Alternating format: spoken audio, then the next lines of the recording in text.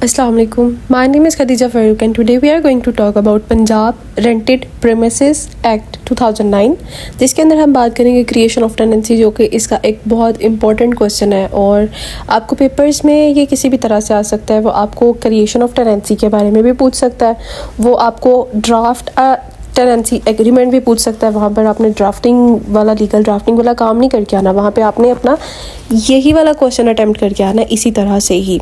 जो आपका Punjab rented premises है ना, ये आपका डील करता है रेजिडेंशियल एरिया के साथ, कमर्शियल एरिया के साथ, बिजनेस रिलेटेड कमर्शियल एरियाज होते हैं ना उनको हम बोलते हैं, और रेंटेड एरिया के साथ। जब आप बिल्डिंग प्रेमिसेस को, रेंटेड लैंड को, रेजिडेंशियल लैंड को रेंट पर देते हो तो आप इसको पढ़ते हो, और एग्रीकल्चरल लैंड इसके अंदर आप नहीं पढ़ते। उसके बाद इसके अंदर CPC QS कुछ भी एप्लीकेबल नहीं होता, और इसका बेसिक मकसद जो होता है ना पंजाब रेंटेड प्रेमिसेस का, to regulate relationship between landlord and tenant. ठीक है, ये आपका एक छोटा सा इंट्रोडक्शन था about Punjab rented premises act. और इसके बाद हम पढ़ते हैं इसका जो हम क्वेश्चन स्टार्ट करने लगे, that is creation of tenancy. एक बंदा है, वो मालिक मकान के पास जाता है, उससे बात करता है कि मुझे आपका घर किराए पे चाहिए, और वो उसको कहता है ठीक है मैं आपको 50,000 किराए पे अपना घर दे रहा हूँ, तो ये मेरा घर है 5 मरले का, तो आप मेरे साथ एग्रीमेंट कर लो ताकि मुझे बताओ कि ये 1 साल के लिए हमारा होगा, ताकि आपको मैं डिस्टर्ब ना करूँ और मैं आप मुझे डिस्टर्ब ना करें। और ये ना हो ना कि आप इसके अंदर दोनों का फ़ायदा, लैंड ओनर का भी फ़ायदा है, लैंड लॉर्ड का भी फ़ायदा, और दूसरा जो बंदा ना टेनेंट, उसका भी फ़ायदा है। अगर तो 1 साल का एग्रीमेंट होता, टेनेंट को वो पहले कह देता लैंड लॉर्ड कि आप मेरी जगह छोड़ो। अब टेनेंट 1 साल का कॉन्ट्रैक्ट करके आया था उसके साथ, वो कैसे बीच में छोड़ के कहाँ पर जाए, ऑन द स्पॉट कैसे जगह ढूंढे। अब दूसरी तरफ क्या होता है, जो टेनेंट होता है वो ज़मीन के ऊपर पोजेशन तो है, तो वो कहता है कि मैं तो कोर्ट में केस कर दूंगा, ये तो ऑनरशिप भी मेरी है, ये तो तुम धोखा दे रहे हो मुझे, ये वो सारा। तो वो कहता है मेरे पास तो टेनेंसी एग्रीमेंट है जिसके ऊपर आपने साइन किया हुआ है, तो आप झूठ बोल रहे हो। तो दोनों को फ़ायदा है इसके अंदर। इस वजह से अगर उनके दरमियान कोई भी रिलेशनशिप ख़राब होता है, उस रिलेशनशिप को मेंटेन करने के लिए हमारे पास पंजाब रेंटेड प्रेमिसेस एक्ट 2009 आता है, ताकि मालिक मकान और किरायादार के रिलेशनशिप को अच्छे तरीके से, अगर कोई इनके बीच लड़ाई झगड़ा हो जाता है, उसको बेहतर तरीके से सॉल्व कराया जा सके और इनके मामलात को हल किया जा सके। इसी के लिए हम पढ़ रहे हैं क्रिएशन ऑफ टेनेंसी एग्रीमेंट। आप लॉयर बनने जा रहे हैं, आपको इस चीज़ का पता होना चाहिए कि किसी भी जगह पर टेनेंसी एग्रीमेंट कैसे क्रिएट होती है। एक इंसान का दूसरे इंसान के साथ कॉन्ट्रैक्ट होता है, एग्रीमेंट होता है, वो कैसे बनता है, वो एनफोर्सेबल कैसे होता है, उसके अंदर क्या क्या चीज़ों की ज़रूरत होती है, वो कहाँ पर रजिस्टर्ड कराना होता है, रजिस्टर्ड नहीं कराते तो उसकी वैल्यू क्या होती है। ये सब कुछ आप वैसे तो रजिस्ट्रेशन एक्ट में पढ़ के आए ना कि कौन से डॉक्यूमेंट्स रजिस्टर ना कराएं तो उनकी वैल्यू क्या होती है, रजिस्टर्ड कराएं तो उनको लीगल वैल्यू मिलती है। तो इसी तरह आप कहाँ पर टेनेंसी एग्रीमेंट को रजिस्टर्ड कराएंगे ताकि उसको लीगल वैल्यू मिल सके। तो ये हमारा एक इंट्रो था about Punjab rented premises act and creation of tenancy through tenancy agreement. अब आपको इंट्रोडक्शन पता चल गया, रेलेवेंट सेक्शंस पता चल गए जो कि चैप्टर 2 और सेक्शन 5 to 9 है। आपको याद करते हुए याद ना करने का एक ट्रिक बताती हूँ कि आपने क्या करना है। इंट्रो कर लिया, कॉन्सेप्चुअली लेकर चल लिया, रेलेवेंट सेक्शंस याद कर लिए, अब आपने आगे मीनिंग और सेक्शंस बताने हैं ना, तो आपने सबसे पहले तो, क्योंकि आपका क्वेश्चन है क्रिएशन ऑफ टेनेंसी, तो आप टेनेंसी, लैंडलॉर्ड, टेनेंट और टेनेंसी एग्रीमेंट के साथ डील करोगे, क्योंकि बेसिक टर्म्स तो यही आ रही हैं। तो आपने सबसे पहले अपना बेयर एक्ट का सेक्शन 2 खोलना है, जिसके अंदर आपके पास सेक्शन 2 का सब सेक्शन 4 डील कर रहा है लैंडलॉर्ड की डेफिनेशन के साथ। सेक्शन 2 का सब सेक्शन 12 टेनेंट आ जाएगा, फिर 13 टेनेंसी एग्रीमेंट आ जाएगा। आपने अपनी डेफिनेशंस कर ली कंप्लीट, उसके बाद आप अपने मेन क्वेश्चन के ऊपर आ जाओगे। आपने सबसे पहले चैप्टर 2 खोल लेना, क्रिएशन ऑफ टेनेंसी सेक्शन 5। अब हम अपना स्टार्ट करते हैं। बेहतर होगा कि आप पढ़ते वक्त भी साथ अपना बेयर एक्ट खोल के रखें ताकि आपको याद करने की ज़रूरत ना पड़े, और आप पेपर के अंदर कॉन्सेप्ट के साथ साथ अपना स्मार्ट वर्क करें। अपने बेयर एक्ट को यूज़ करते हुए आपने बेयर एक्ट लैंग्वेज में से कैसे हेडिंग्स बनानी है और कैसे सेक्शंस लिखने हैं उसके साथ, ताकि आपका क्वेश्चन भी कंप्लीट हो जाए, आपका क्वेश्चन याद भी करना ना पड़े और आप सारा कुछ अटेम्प्ट भी कर लें। ये एक ट्रिक थी जो कि मैंने फॉलो की थी अपने एग्जाम्स के अंदर, तो आप भी इसी ट्रिक को फॉलो करते हुए बगैर याद किए अपना क्वेश्चन अच्छे तरीके से कर सकते हैं अटेम्प्ट। अच्छा, अब सबसे पहले we have section 5 agreement between landlord and tenant, जिसके अंदर सबसे पहले वो बात कर रहा है अंडर सेक्शन 5 सब सेक्शन 1 के अंदर a landlord shall not let out a premises to a tenant except by a tenancy agreement, यानी कि एग्रीमेंट के बगैर अपनी जगह या अपनी प्रॉपर्टी नहीं दे सकता कोई भी लैंडलॉर्ड किसी भी टेनेंट को।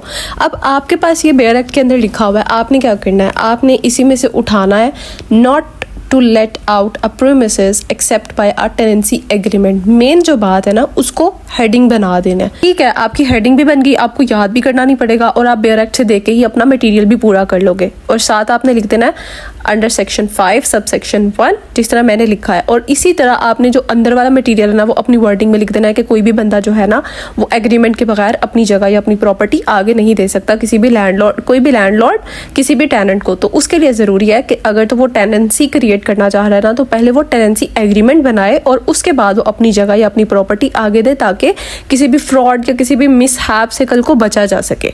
ठीक है, यहाँ तक आपको बात की समझ आई। उसके बाद सेक्शन 5 का sub section 2, a landlord shall present the tenancy agreement before the rent registrar under section 5 sub section 2। आपने क्या करना है, present tenancy agreement before the rent registrar, इसको बनाना हेडिंग और अंदर आपने लिख लेना है मालिक मकान की जिम्मेदारी है कि एग्रीमेंट को रेंट रजिस्ट्रार के पास रजिस्टर करवाए, और आपने इसी तरह इसको लंबा कर लेना। उसके बाद वी हैव सेक्शन 5 का सब सेक्शन 3 जो कि बात कर रहा है rent registrar shall enter the particulars of the tenancy agreement in our register. Rent registrar है जो वो टेनेंसी एग्रीमेंट की जितनी भी चीज़ें ना पर्टिकुलर्स को हम आगे सेक्शन 6 में डिस्कस करेंगे, उनको रजिस्टर के अंदर लिखेगा। Affix his official seal on the tenancy agreement, उस एग्रीमेंट के ऊपर अपनी ऑफिशियल सील लगाएगा कि ये ट्रू है, ये असली है, ये रियल है, ये सच है, ये झूठ नहीं है, ये कोई फ्रॉड नहीं है, ये मैंने ही तैयार करके दिया इनको। Retain a copy thereof and return the original tenancy agreement to the landlord, वो अपने पास एक कॉपी रखेगा उसकी और ओरिजिनल वाली जो है ना वो लैंडलॉर्ड को वापस कर देगा। ठीक है, यहाँ तक आपका क्लियर हुआ।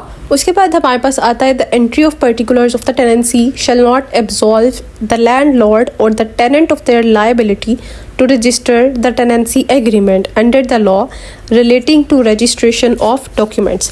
ये जिम्मेदारी है दोनों की कि उस एग्रीमेंट को रजिस्टर करवाएं। अगर एक सीरियस नहीं होता तो दूसरा अपनी जिम्मेदारी पूरी करे और उसको रजिस्टर करवाए उस टेनेंसी एग्रीमेंट को, और उसके जितने भी डॉक्यूमेंट्स चाहिए वो डॉक्यूमेंट्स प्रोवाइड करें अंडर सेक्शन 5 सब सेक्शन 4। और इसके अंदर हमारे पास जो हेडिंग आएगी वो मैंने ब्लू के अंदर लिखा हुआ है, हाईलाइट किया हुआ है, आप उसको अपनी हेडिंग बना सकते हैं। आप बेयर एक्ट के अंडर, आपके पास जो बेयर एक्ट है उसके अंदर जो सब सेक्शन 4 है उसके नीचे लाइन लगा लें liability to register the tenancy agreement. उसके बाद हम चलते हैं नेक्स्ट सेक्शन 5 सब सेक्शन 5 के ऊपर, जो कि बात कर रहा है a tenancy agreement entered in the office of a registrar और a certified copy thereof shall be a proof of the relationship of the landlord and tenant. जब वो एग्रीमेंट रजिस्टर हो जाएगा तो वो एक प्रूफ बन जाएगा टेनेंसी रिलेशनशिप का जो कि टेनेंट और लैंडलॉर्ड के बीच है, यानी कि एक सर्टिफाइड कॉपी होगी। जैसे हमने पीछे पढ़ा कि वो अपनी ऑफिशियल सील लगाएगा उसके ऊपर, जिसकी वजह से वो सर्टिफाइड कॉपी बन जाएगी।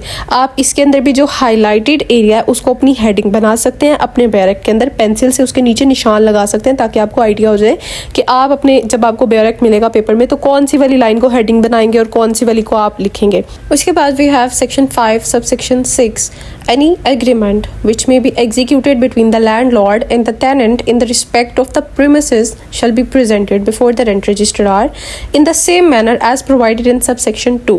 अब वो बात कर रहा है कि किराएदार और मालिक मकान के बीच उसी प्रेमिसेस को लेकर जो भी कोई एग्रीमेंट होता है उसको यूं ही रजिस्टर कराना होगा जैसे आपको सब सेक्शन 2 के अंदर इसने सारा बताया। अभी तक हमने सेक्शन 5 में जितना पढ़ा आप उसको एक डायग्राम के फॉर्म में भी कर सकते हैं। मैंने हॉरिजॉन्टली बनाई है क्योंकि मेरे पास वर्टिकल में जगह नहीं थी, आप वर्टिकल में भी बना सकते हैं। सबसे पहले क्रिएशन ऑफ टेनेंसी होनी चाहिए, वो किसके थ्रू होगी, टेनेंसी एग्रीमेंट के थ्रू होगी। उसको किसके सामने प्रेजेंट करना है, टेनेंसी एग्रीमेंट को अपने रेंट रजिस्ट्रार के पास लेकर जाना है और वो किसके दरमियान हो रहा है, लैंडलॉर्ड और टेनेंट के दरमियान हो रहा है। और फिर उसके बाद वहाँ पर उसकी रजिस्ट्रेशन हो जाएगी और वो उसको एग्जीक्यूट करा देगा। तो ये आपका सेक्शन 5 कहता है। अब हम बात करते हैं सेक्शन 6 की।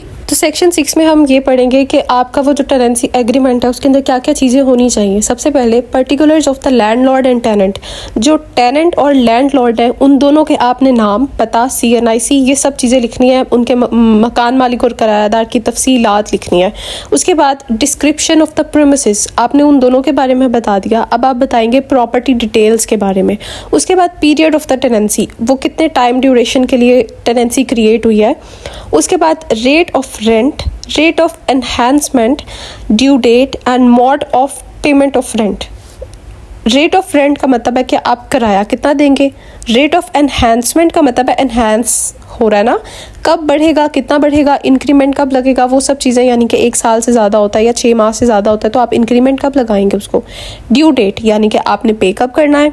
And mode of payment of rent, आप पे करेंगे तो किस तरह से पे करेंगे, ये सब चीज़ें डिसाइड करना। उसके बाद नेक्स्ट है particulars of the bank account of the landlord if the rent is to be paid through a bank. अगर तो आपने बैंक के थ्रू पे करना है, मोड ऑफ पेमेंट आपका बैंक है, तो फिर आप बैंक अकाउंट लिखेंगे वहाँ पर। और उसके बाद the purpose for which the premises is let out, आपको पर्पस ये भी बताना ज़रूरी है। आपको ये बताना ज़रूरी है कि आप ये जो जगह ले रहे हैं ये किस वजह से ले रहे हैं किराए पर। आप क्या स्कूल खोलना चाह रहे हैं, एकेडमी खोलना चाह रहे हैं, यहाँ पर आप कोई फैक्ट्री काम कराना चाह रहे हैं, या आप कुछ भी करना चाह रहे हैं, आप किस वजह से ले रहे हैं आपको पहले बताना होगा। हो सकता है कि उस बंदे को एतराज़ हो जो कि लैंडलॉर्ड है कि नहीं मैं इस वजह से नहीं दूंगा, तो आपका यहाँ पर ही एग्रीमेंट में मसला आ जाए, तो आपका डिसाइड हो जाएगा कि नहीं हम नहीं करना चाहते एग्रीमेंट आपके साथ।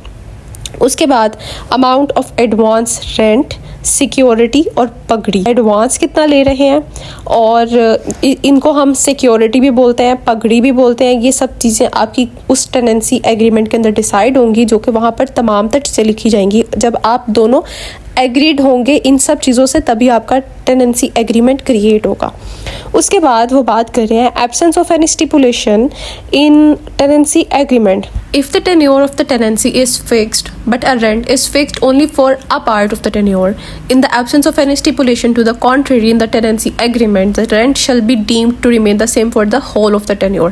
अब वो यहाँ पर ये बात कर रहा है कि आपने उसके साथ एग्रीमेंट किया 1 साल के अंदर मैं यहाँ रहूँगा, 1 साल का मेरा तुम्हारे साथ एग्रीमेंट है, और 1 माह के अंदर मैं तुम्हें जो किराया पे करूँगा ना दैट इज़ 50,000। अब आप क्या होता है 1 साल अपना पूरा कर लेते हैं, अब नेक्स्ट ईयर आप उसको कहते हैं कि मैं यहाँ पर और रहना चाह रहा हूँ, मैं अपने उसी टेनेंसी एग्रीमेंट को कंटिन्यू करना चाह रहा हूँ। आपने पहले पार्ट ऑफ द टेन्योर के लिए तो किराया फिक्स किया था 50,000, second part of the tenure के लिए आपने कोई बात नहीं की, वहाँ पर मेंशन नहीं किया एब्सेंस ऑफ एनी स्टिपुलेशन, यानी कि वहाँ पर मेंशन नहीं है कोई भी चीज़ टेनेंसी एग्रीमेंट के अंदर। अब जब आपने वही टेन्योर कंटिन्यू किया नेक्स्ट ईयर के लिए भी, तो आपका जो अगर आपने कंटिन्यू करते हुए वहाँ पर मेंशन नहीं किया कि मैं इसको बढ़ाना चाहता हूँ, तब उस सूरत में the rent shall be deemed to remain the same for the whole of the tenure. वो उस टाइम पीरियड के लिए भी उतना ही रहेगा अंडर सेक्शन 6 सब सेक्शन 2। उसके बाद सेक्शन 7 डील करता है पेमेंट ऑफ रेंट के साथ। आप रेंट कैसे पे करने वाले हो। जो टेनेंट है वो मॉड और डेट यानी कि टेनेंसी एग्रीमेंट के अंदर आप मेंशन करोगे कि मैं इस तरीके से पे करूँगा, मॉड क्या होगा और डेट क्या होगी जब मैं पे करूँगा। ठीक है, ये सेक्शन 7 का सब सेक्शन 1 डील करता है, और इसको भी आप हेडिंग बना सकते हो mode and date mention in the tenancy agreement के, वो मेंशन होना ज़रूरी है, ये एक इंपॉर्टेंट चीज़ है। उसके बाद अंडर सेक्शन 7 सब सेक्शन 2 जो कि बात करता है कि अगर तो आपने डेट ऑफ पेमेंट मेंशन नहीं किया टेनेंसी एग्रीमेंट के अंदर, तो फिर जो भी कोई महीना चल रहा होगा उस महीने की 10th डेट से लेट नहीं करना आपने। And if the mode of payment is not mentioned, पहले कहा कि अगर आपने डेट मेंशन नहीं की, और दूसरे में कहा अगर आपने मॉड ही मेंशन नहीं किया कि आप पे कैसे करोगे, तो उस सूरत में आप मनी ऑर्डर या फिर बैंक में भी कर सकते हो। और हमने पीछे मेंशन किया था अंडर सेक्शन 6 कि अगर आपने बैंक के थ्रू करना है तो आपने अपना बैंक अकाउंट भी मेंशन करना है। So this is section 7 sub section 3। उसके बाद सेक्शन 8 जो कि एक ऐसा सेक्शन है अब डील नहीं करता एग्जिस्टिंग टेनेंसी। जिस टाइम पर ये एक्ट आया था 2009 के अंदर, तो सेक्शन 8 ये बताता था कि इस एक्ट के आने से 2 साल पहले तक जो भी टेनेंसी एग्रीमेंट्स हुए हैं उनको रजिस्टर करवाएं इस एक्ट के through, Punjab rented premises act के थ्रू, यानी कि 2007 से ऑनवर्ड, 2009 से ऑनवर्ड तो चलेगा ही, तो 2007 से 2009 के अंदर भी जितने एग्रीमेंट्स हुए हैं वो भी रजिस्टर कराना ज़रूरी है इसके अंडर। वैसे तो आपके जितने भी लॉज बनते हैं वो प्रोस्पेक्टिव होते हैं, बट रिट्रोस्पेक्टिव नेचर नहीं होनी चाहिए लॉ की, बट इसके अंदर उन्होंने 2 साल का उसके अंदर रखा है कि आप 2 साल पहले के भी इसके अंदर ऐड करोगे। उसके बाद we have section 9 effect of non compliance. अगर तो आप इस एक्ट की बात नहीं मानते तो फिर क्या होता है? If a tenancy does not conform to the provisions of this act, the rent tribunal shall not entertain an application under this act. अगर तो आप इस एक्ट के थ्रू रजिस्टर नहीं कराते और एक्सपेक्ट करते हो कि कल को आपका कोई मसला बन जाता है तो आप रेंट ट्रिब्यूनल के पास जाओ अपना मसला सॉल्व कराने के लिए, तो वो आपकी एप्लीकेशन को कभी भी एंटरटेन नहीं करेंगे अनलेस एंड अनटिल आप उसको फाइन पे करो रेंट ट्रिब्यूनल को, क्योंकि आपने टेनेंसी एग्रीमेंट तो किया बट आपने वो रजिस्टर नहीं करवाया और अब आप मसला लेकर चले गए रेंट ट्रिब्यूनल के पास। सो द सोल्यूशन इज कि आप उनको फाइन पे करें और अपना मसला सॉल्व करा लें। अच्छा, अब फाइन कितना है? अगर तो on the behalf of the tenant, अगर किरायादार लेकर जा रहा है अपना मसला, अपनी शिकायत, और एप्लीकेशन उसकी तब तक मतलब नहीं सुनी जाएगी जब तक वो पूरे साल का जितना रेंट बनता है उस रेंट में से 5% रेंट ट्रिब्यूनल को पे ना कर दे। And on the behalf of the landlord, अगर वो कोई शिकायत लेकर जाता है रेंट ट्रिब्यूनल और उसने रजिस्ट्रेशन नहीं कराई हुई थी उस एग्रीमेंट की, तो लैंडलॉर्ड को ज़्यादा फाइन पड़ेगा, यानी कि उस साल का जितना भी किराया बनता है उसमें से 10% पे करना होगा लैंडलॉर्ड को। It was all about today's lecture, creation of tenancy from Punjab rented premises act 2009. For any query you can comment down. For notes and online classes you can contact me further for them. Thank you so much.